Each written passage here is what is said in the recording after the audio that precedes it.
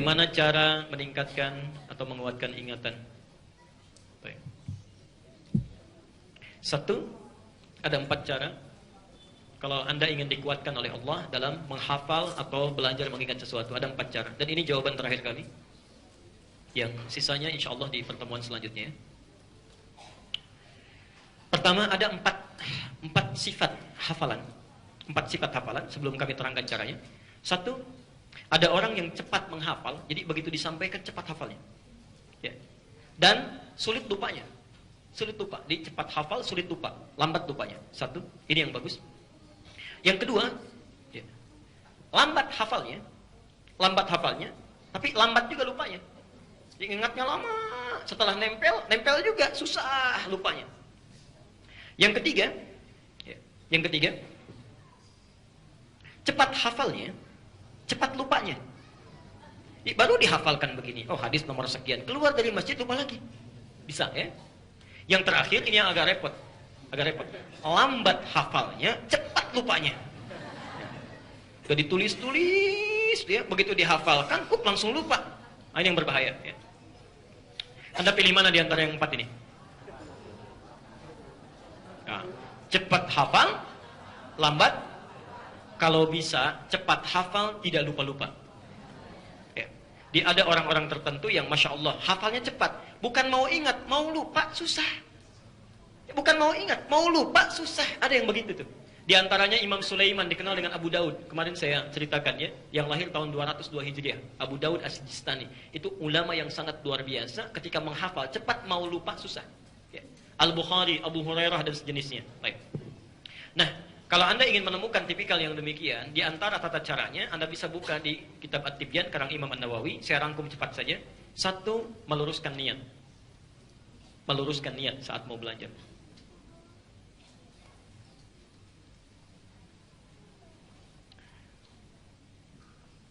Biasanya, kalau orang belajar itu, ya umumnya, niatnya ada 2, kalau di psikologi pendidikan itu ya.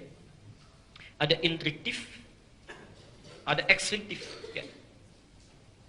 Di instruktif itu untuk dirinya sendiri mengumpulkan hafalan. Jadi belajar misalnya, ya, intrinsik, jadi mendapatkan sesuatu untuk mengumpulkan pengetahuan. Untuk kumpul aja. Untuk kumpul. Di psikologi pendidikan modern yang saat ini. Jadi ada orang yang saat menghafal cuma pengen tahu, jadi pengen berilmu saja. Ya. Ada ekstrinsik. Ya, ekstrinsik itu mengumpulkan ilmu untuk tujuan yang lain. Kalau bahasa anak sekolah sekarang, menuntut ilmu untuk dapat kerjaan, menuntut ilmu untuk dapat ijazah. Jadi ilmu itu cuma jembatan saja, yang penting kerjaan dicapai. Yang seperti ini yang agak bahaya ini, karena saat kerja ilmunya lupa. Ya. Nah, Islam tidak keduanya. Islam tidak pada keduanya. Karena Islam ini memadukan keduanya dengan niat namanya, dengan niat. Kalau Anda belajar hanya sekedar ingin mendapatkan pengetahuan yang melekat pada diri sendiri, diri pribadi sifatnya. Pelan-pelan. Karena sifatnya manusiawi, diri pribadi, ya, setiap manusia pasti punya keterbatasan, terbatas. Kalau batasnya ini sudah hilang, maka ilmu tidak mudah untuk diserap. Misal, semakin sepuh, kan daya ingat semakin berkurang ya. Berarti setiap pribadi pun punya keterbatasan. Tapi kalau Anda inginkan untuk kepentingan yang lain, dunia misalnya yang lain, dunia, maka saat dunia dicapai, ilmu pun bisa berkurang. Kalau Anda ingin mendapatkan ilmu yang terus menempel, melekat di dalam jiwa, tidak hilang, maka titipkan, mintakan, niatkan untuk yang tidak pernah punya batasan. Siapa? Allah. Maka kalau Anda ingin belajar, menghafal, melakukan sesuatu, lakukan karena Allah. Itulah sebabnya ketika Nabi Muhammad SAW diperintahkan untuk belajar, wahyu yang pertama turun apa? Jangan sampai situ, sempurnakan. Karena ketika wahyunya turun dengan menggunakan Iqra, nabinya tetap nggak bisa baca. Perhatikan, lihat sejarahnya. Ya, saya kira Ustaz Khalid sudah mengajarkan barangkali. Ya, ketika malaikat turun dalam sirah An-Nabawiyah, ya, lalu mengatakan Iqra di Gua Hira, Nabi menjawab apa? Ma ana biqari, saya nggak bisa baca. Saya nggak bisa baca. Turun lagi sampaikan Iqra, baca. Kata beliau, saya nggak bisa baca. Sampai 3 kali. Ketika yang ketiga dipeluk oleh Jibril yang menyamar jadi laki-laki itu, dipeluk, dipegang erat, disempurnakan kalimatnya. Lihat kalimatnya. Iqra bismi rabbikal ladzi khalaq. Allah. Nah, ini pelajar muslim harusnya begini. Ini baca yang di atas. Bismillahirrahmanirrahim. Lihat kalimatnya ya. Lihat kalimat bismi. Wahyu turun, iqra. Tidak sampai sini. Bismi rabbikal ladzi khalaq.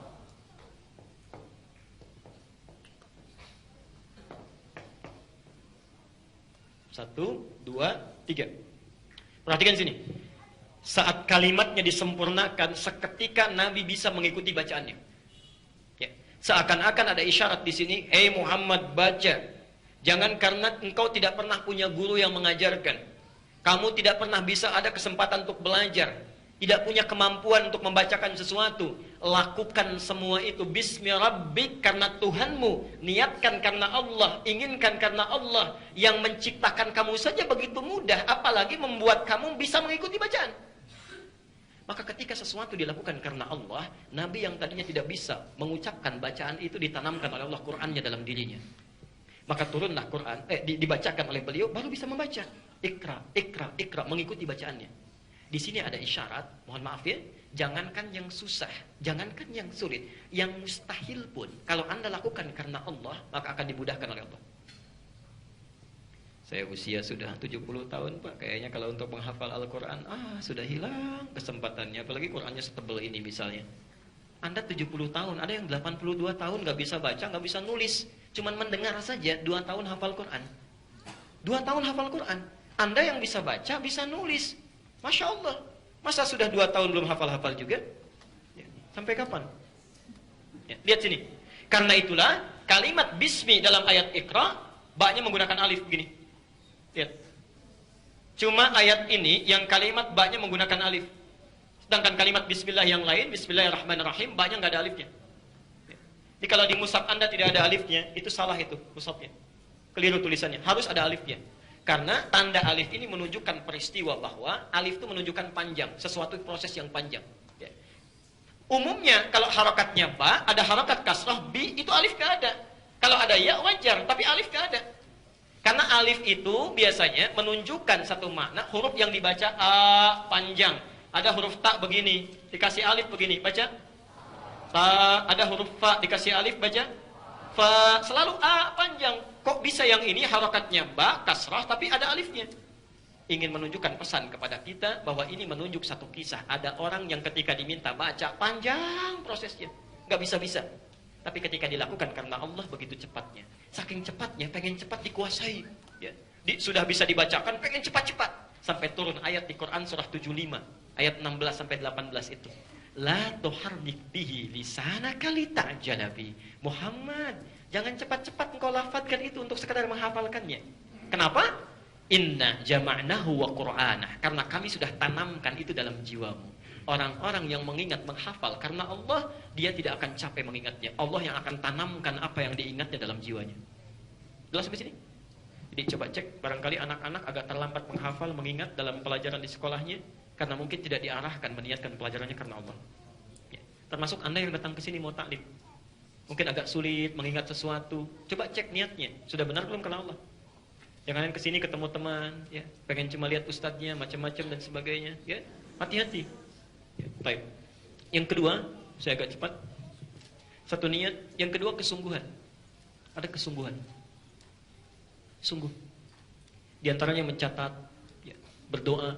Sebelum belajar berdoa dulu. Allahumma faqihna fid din wa 'allimni ta'wil. Ya, Allah akan kuatkan insyaallah. Yang ketiga, tingkatkan amal soleh. Ini intinya, tingkatkan amal soleh. Karena ilmu itu cahaya. Cahaya Allah itu hanya akan diturunkan, ya, kepada orang yang beramal soleh. Dan yang terakhir, meninggalkan maksiat. Jauhi maksiat. Kalau Anda sudah bisa mengerjakan yang keempat ini, maka insya Allah Allah akan jaga, ya, kekuatan ingatan Anda dan selalu berada dalam kebaikan. Ya Allah.